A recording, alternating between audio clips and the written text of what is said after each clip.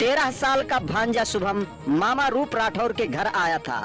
इधर शुभम की 35 वर्षीय मामी पूजा भांजे शुभम को देखकर उसकी जवानी उफान मारने लगी, क्योंकि पति शराब का लती था और शराब पीकर पत्नी को नशे में मारता पीटता था।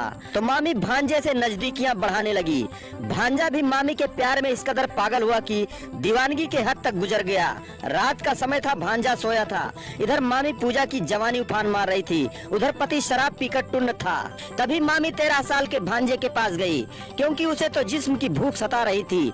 मगर जब भांजे के पास रात में गई तो पहले उसे जगाई और उसके बगल लेट गई और प्यार भरी बातें करने लगी। मगर कहते हैं ना कि आग और खरपतवार को इकट्ठा कर दो तो जलने लगता है, ठीक ऐसा ही हुआ।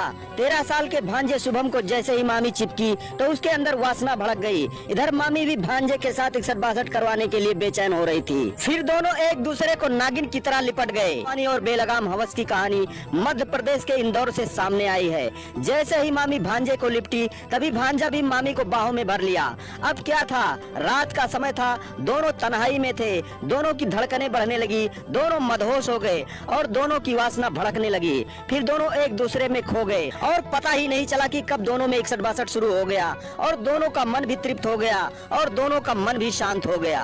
अब मामी तो भांजे की दीवानी हो गई, क्योंकि पहली बार उसे ऐसा प्यार मिला था और भांजा भी पहली बार 61-62 का आनंद लिया था, तो दोनों एक दूसरे के दीवाने हो गए। अब दोनों रोज 61-62 करना चाहते थे, मगर 61-62 प्रोग्राम में उसका मामा रोड़ा बन रहा था, तो किसी तरह छुपते छुपाते मामी और भांजा मिलते रहे, मगर दोनों खुलकर जीना चाहते थे। 14 फरवरी से पहले भांजे ने मामी के फोटो को अपने व्हाट्सएप स्टेटस पर लगाया और उसमें यह लिखा, मेरा इश्क औरों जैसा नहीं है, अकेले रहेंगे पर तेरे ही रहेंगे। मामी उसका स्टेटस देखकर उसके प्यार में डूब गई। फिर मामी और भांजे ने मिलकर रूप राठौर को रास्ते से हटाने की योजना बना ली। फिर शुभम अपने गांव से 4 नाबालिग दोस्तों को साथ लाया और रात में ही मामा के घर पहुंच गया। तभी मामी ने दरवाजा खोल दिया।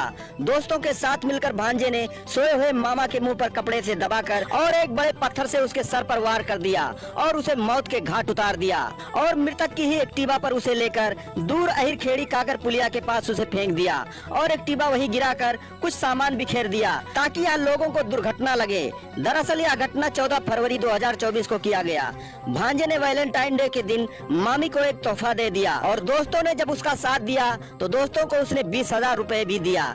जब पुलिस को सूचना मिली तो पुलिस ने शव को पोस्टमार्टम के लिए भेज दिया और जब पोस्टमार्टम का रिपोर्ट आया तो मौत का सारा राज खुल गया। फिर पुलिस ने मृतक की पत्नी का कॉल डिटेल और मृतक का भी कॉल डिटेल निकाला तो पत्नी का भांजे शुभम पर व्हाट्सएप वीडियो कॉल और वॉइस कॉल भी बहुत बार किया गया था। फिर पुलिस ने शुभम को उठाया और दोनों से पूछताछ की, मगर पत्नी तो पुलिस को गुमराह कर रही थी। फिर पुलिस ने कड़ाई दिखाई तो शुभम ने सारा राज खोल दिया और पुलिस को सब बता दिया। फिर पुलिस उसका मोबाइल चेक किया तो स्टेटस में मामी का फोटो था।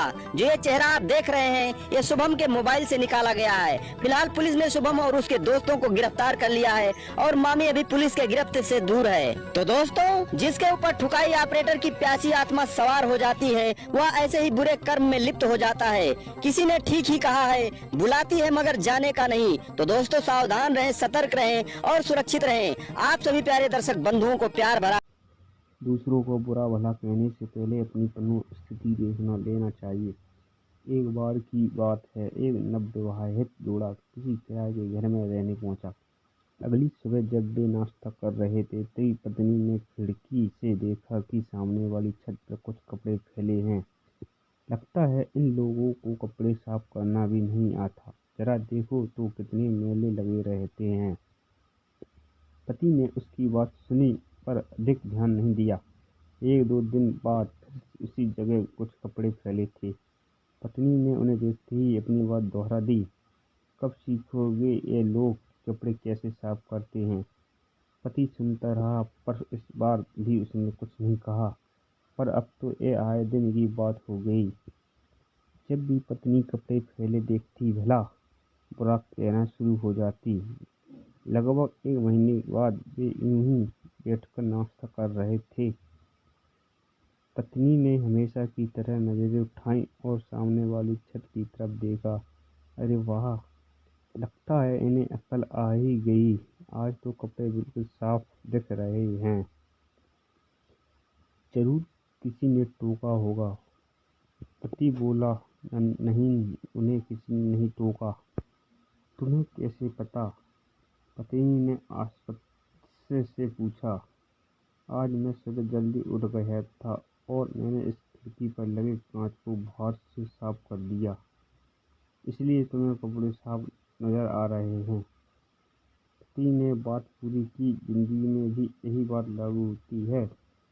बहुत बार हम दूसरों को कैसे देखते हैं, यह इस बात निर्भर करता है कि हम खुद अंदर से कितने साफ हैं। किसी के बारे में भला बुरा कहने से पहले अपनी मनोस्थिति देख लेनी चाहिए और खुद से पूछना चाहिए कि क्या हम सामने वाले में कुछ बेहतर देखने के लिए तैयार हैं या अभी भी हमारी खिड़की गंदी है।